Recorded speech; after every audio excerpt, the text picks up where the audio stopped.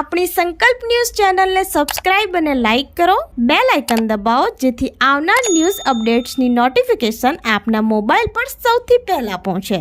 Like, subscribe and share the video.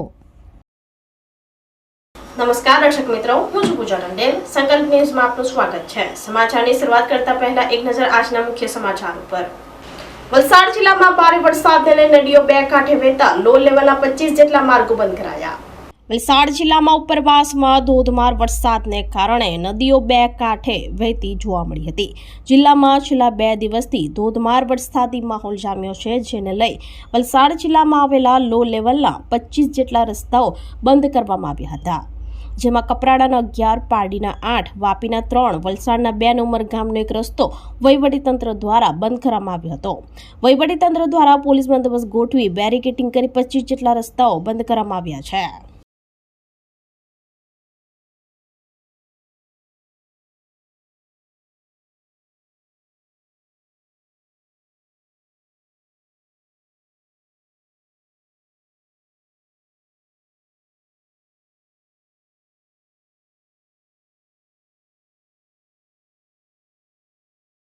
ધરમપુરમાં મકાનમાં પંખા નીચે પરિવાર આરામ ફરમાવતા ચાલુ પંખામાં કોબરા સાપ ફસાતા ગભરાયા. અચાનક પંખો બંધ થતા કોબરા હોવાની જાણ થતા જીવદયા પ્રેમીએ રેસ્ક્યુ કર્યો.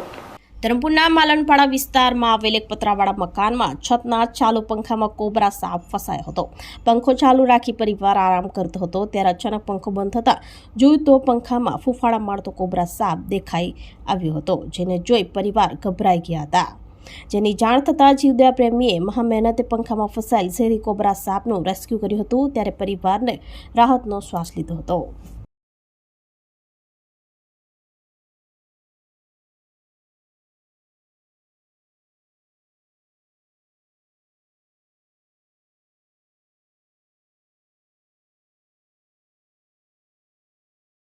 પારડી રોકડિયા હનુમાનજી મંદિરે શ્રાવણ માસના પ્રથમ શનિવારે ભક્તોની દર્શનાર્થે ભીડ જામી.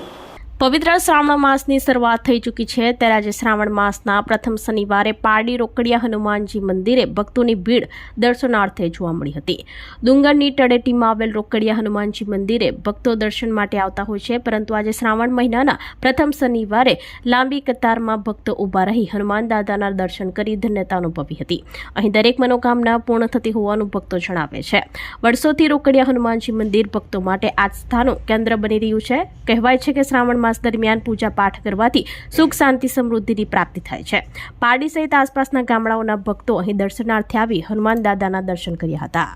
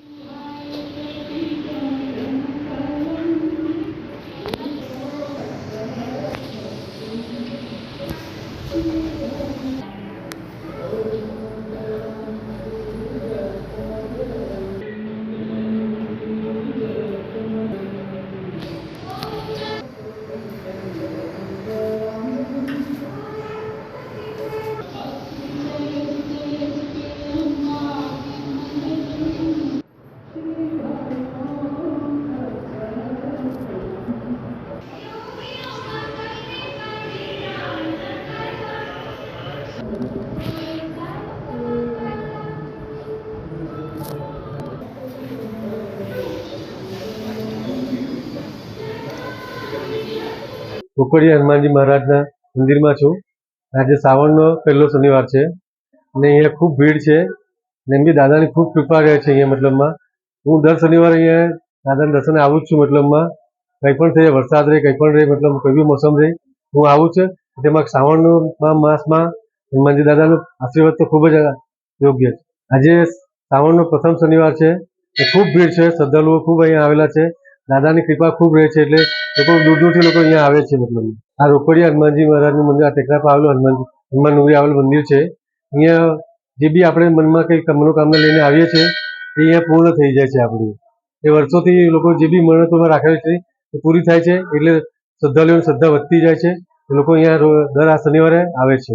પારડીથી પારડીના આજુબાજુના જે બી વિસ્તારના છે, ઘણા દૂર દૂરથી લોકો અહીંયા આવે છે. જે એકવાર અહીંયા આવે છે એ દર વર્ષ શનિવારે આવે જ છે મતલબ. શ્રાવણ માસનો પ્રારંભ સાથે પ્રથમ જ્યોતિર્લિંગ સોમનાથ મહાદેવ મંદિરે દર્શનાર્થે ભક્તોનું ઘોડાપૂર. બમ બમ બોલે અને જય સોમનાથના નાદથી સમગ્ર મંદિર પરિસર ગુંજી ઉઠ્યો. શ્રાવણ માસનો પ્રારંભ સાથે પ્રથમ જ્યોતિર્લિંગ સોમનાથ સાનિધ્યે ભક્તોનો ઘોડાપૂર જોવા મળતા સવારે 5 વાગ્યાથી મહાદેવને વિશેષ શૃંગાર સાથે પ્રાતઃ પૂજા અને પ્રાતઃ આરતી કરવામાં આવી હતી. પ્રથમ જ્યોતિર્લિંગ સોમનાથ સાનિધ્યે શ્રાવણ માસના પ્રથમ દિવસે ભક્તોનો માનવ મહેરામણ ઉમટી પડ્યો હતો. બમ બમ બોલે અને જય સોમનાથના નાદથી સમગ્ર મંદિર પરિસર ગુંજી ઉઠ્યું હતું. ગુજરાત સિવાય અન્ય ઘણા રાજ્યોમાં શ્રાવણ માસની શરૂઆત 15 દિવસ અગાઉથી થઈ ચૂકી છે, ત્યારે ગુજરાતમાં શ્રાવણ માસની શરૂઆત થતાં શ્રદ્ધાળુઓમાં પણ અનેરો ઉત્સાહ જોવા મળ્યો હતો. વહેલી સવારે પ્રાતઃ વિશેષ શૃંગાર સાથે મહાદેવની પ્રાતઃ પૂજા અને આરતી કરવામાં આવી હતી. ત્યારબાદ સોમનાથ ટ્રસ્ટ દ્વારા પ્રથમ ધ્વજારોહણ કરવામાં આવ્યો અને 1.25 લાખ બિલ્વ પૂજનો પણ પ્રારંભ કરવામાં આવ્યો. આ વર્ષે દરરોજ સવારે 10:30 કલાકે પાગયાત્રાનું મંદિર પરિસરમાં આયોજન કરવામાં આવશે હોવાનું જણાવ્યું હતું. ગીર સોમનાથથી રિપોર્ટર વિશાલ તંબોલી, સંકલ્પ ન્યૂઝ.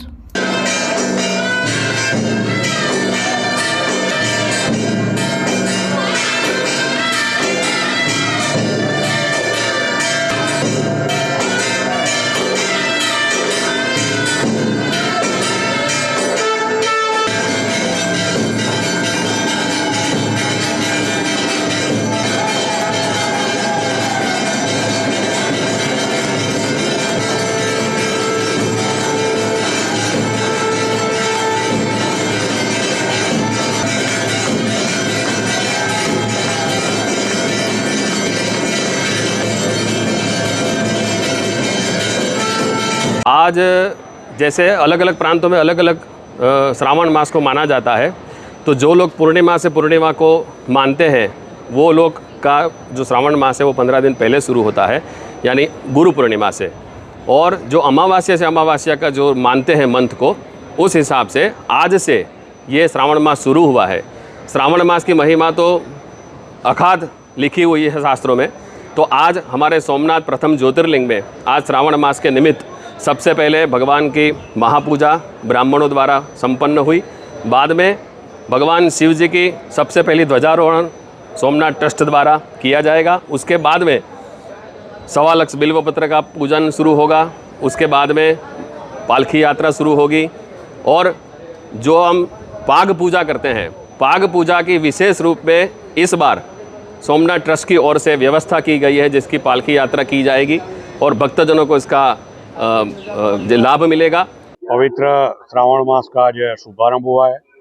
खास करके प्रथम ज्योतिर्लिंग सोमनाथ मंदिर सुबह में 5:30 बजे दर्शनार्थियों के लिए खोला गया है. पूरे श्रावण मास में हर सोमवार और अमास के दिन मंदिर सुबह 4 बजे दर्शन के लिए खुलेगा. आज श्रावण का प्रथम मास का शुभारंभ किया है ट्रस्ट के माननीय ट्रस्टी जेडी परमार साहब और माननीय सचिव श्री योगेंद्र देसाई साहब के हाथों से आज प्रथम ध्वजारोहण, महामृत्युंजय यज्ञ का प्रारंभ, 1.25 लाख बिल्व पूजा का आज संकल्प किया जाएगा. और पूरे श्रावण मास में 1.25 लाख बिल्व पूजा जो यजमानों द्वारा रजिस्टर की गई वो पूजा चलेगी. खास करके आज श्रावण के प्रथम दिन ओम और पुष्प का विशेष श्रृंगार भगवान को किया गया है. हम प्रयागराज से आए हुए हैं सोमनाथ जी का दर्शन करने के लिए. बड़े इच्छुक थे और बहुत दिनों से हम लोगों की अभिलाषा भी थी. तो आज सोमनाथ जी ने हम लोगों की मनोकामना पूर्ण की है और यहाँ की व्यवस्था बहुत ही प्रिय है. माननीय नरेंद्र मोदी के देखरेख में यह बहुत ही भव्य स्थान सुशोभित हो रहा है. सबके लिए उत्तम व्यवस्था है. इससे ज्यादा और क्या हो सकता है. जल्द से जल्द मतलब दर्शन हो रहा है. यहाँ की व्यवस्था बहुत बढ़िया है. ધરમપુરમાં કુંવારિકાઓ કાપડમાંથી ઢીંગલા ઢીંગલી બનાવી વરકન્યાની જેમ શણગારી લોકગીત આદિવાસી વાદ્યો સાથે વરઘોડો કાઢવાની અનોખી પરંપરા.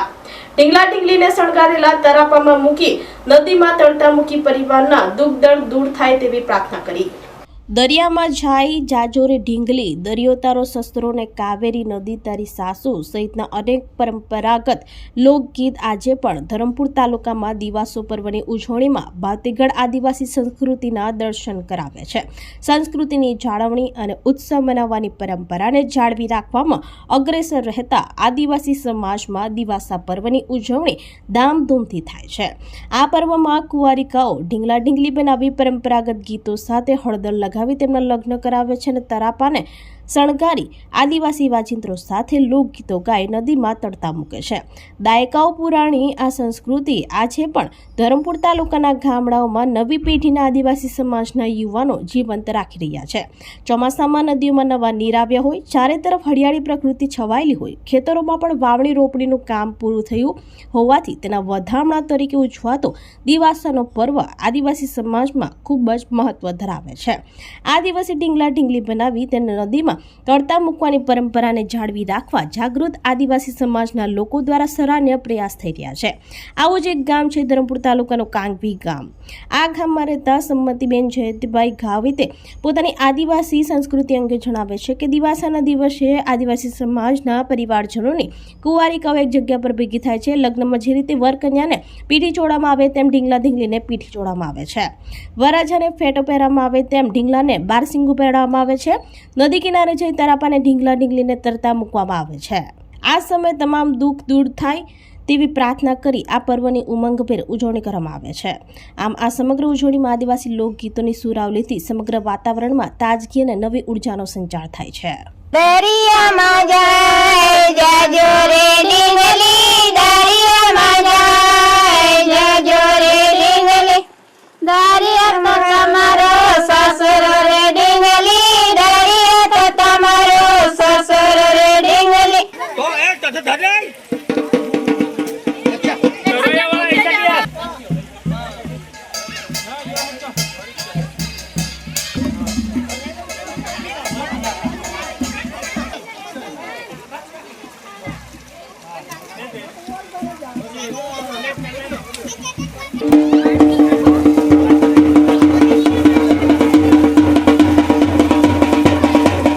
મારું નામ ગામિત વિજયભાઈ છગનભાઈ, એટપોસ્ટ મોટી કાંગવી ખોરી ફળિયું, તાર ધરમપુર, જી વલસાડ.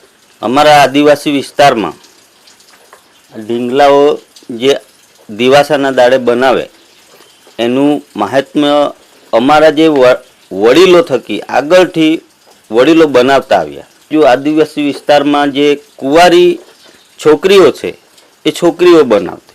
એ બનાવવાની રીતમાં આપણે જે ચણોઠી આવે એ ચણોઠીના દાણા એની આંખ બનાવે. ઢીંગલીના રૂપમાં એના પર કાપડ બધું વીંટી અને ઢીંગલીનો આકાર આપી એને વ્યવસ્થિત સજાવી એના પર બારસિંગુ જે કહેવામાં આવે, આપણે સાદી ભાષામાં કહીએ તો આપણે જે વરરાજાને આપણે પાઘડી પહેરાવીએ એ રીતના એને બારસિંગુ બાંધવામાં આવે.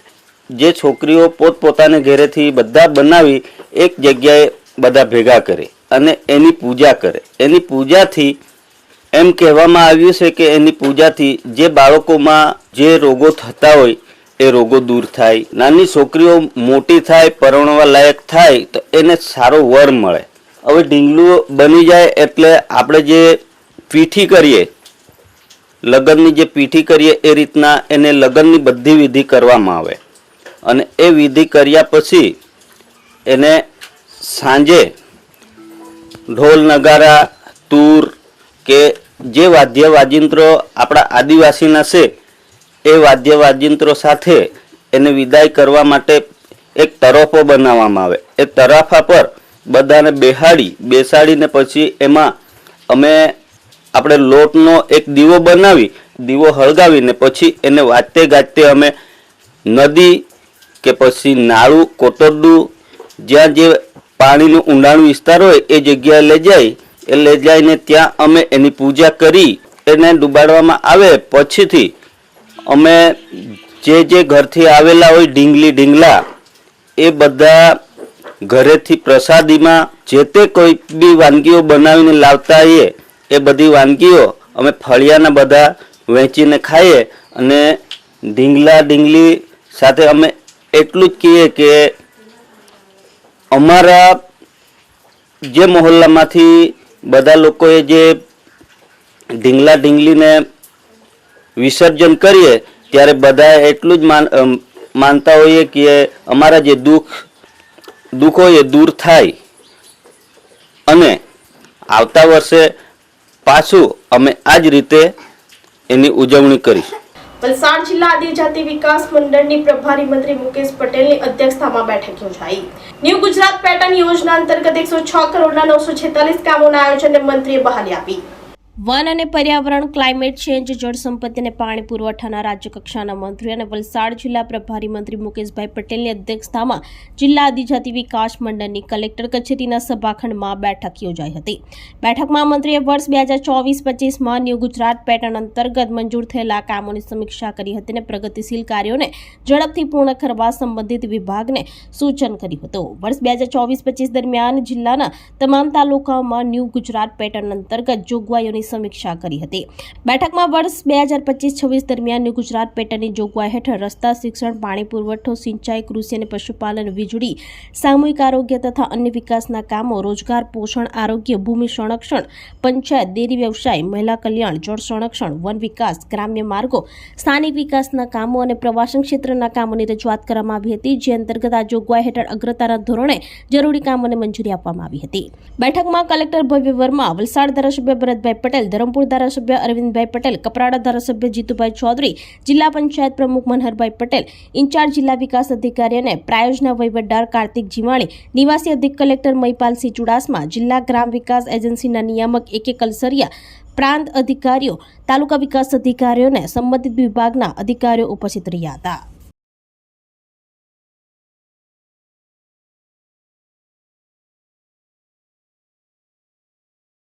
તો આ તાજા સમાચારો, નવા સમાચારો સાથે કાલે ફરી મળીશું. નમસ્કાર. આપણી સંકલ્પ ન્યૂઝ ચેનલને સબસ્ક્રાઇબ અને લાઇક કરો, બેલ આઇકન દબાવો, જેથી આવનાર ન્યૂઝ અપડેટ્સની નોટિફિકેશન આપના મોબાઈલ પર સૌથી પહેલા પહોંચે. Like, subscribe and share the video.